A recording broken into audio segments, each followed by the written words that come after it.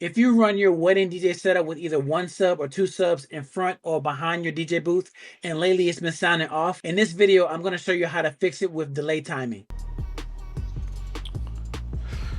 All right, so a lot of people ask me about delay.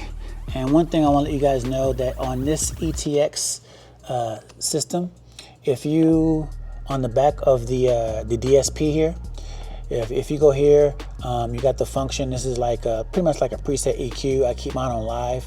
Location, normal. You can put it in cardio mode or normal. Cardio mode is whenever you are stacking the subs on top of each other. But we're just going to run them normal. And then this right here, low pass. So this right here is letting you know, okay, what are you what speakers is it connected to. So we're going to just put it as right now it is connected to the ETX 15P, and those are the tops. And these are some other presets that it has if you have these other speakers that's hooked up, but ETX 10s, or you can do Hertz as well. But since the system is the same brand, so they should talk to each other. Well, they will talk to each other because this is what the program is for. So we're just going to let it know that it is talking to the ETX 15 tops. All right. And then down here for room EQ, we're not going to really mess with that. But delay, this right here is where you can set the delay. So pretty much what you want to do is set the delay, how much feet is from this to the top. So what I did is I kind of measured it. So pretty much it's about like 5 feet from here to there.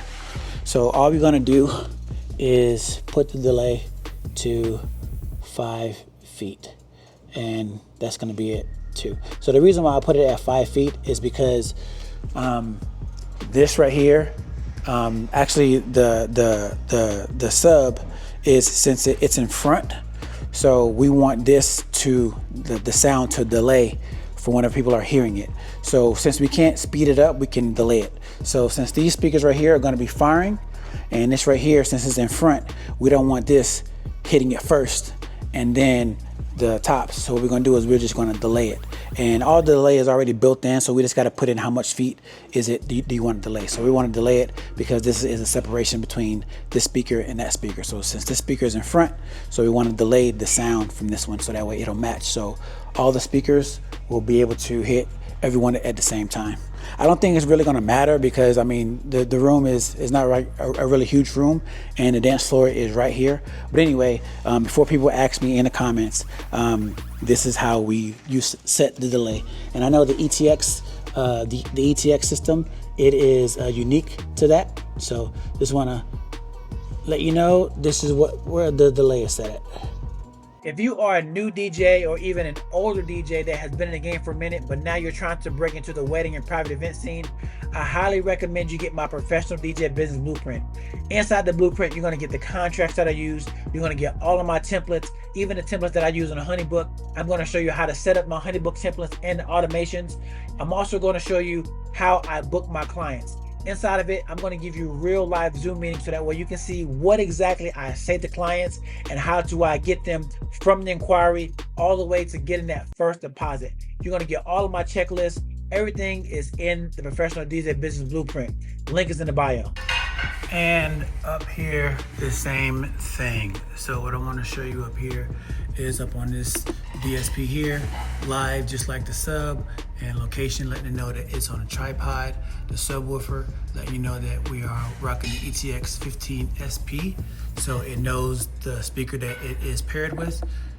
And then that's pretty much it. We don't need a delay, and then that's it. So that's one thing about the ETX system, that it has this DSP that you can select it, your settings, letting it know what speaker that it's talking to, so that way it knows how to perform.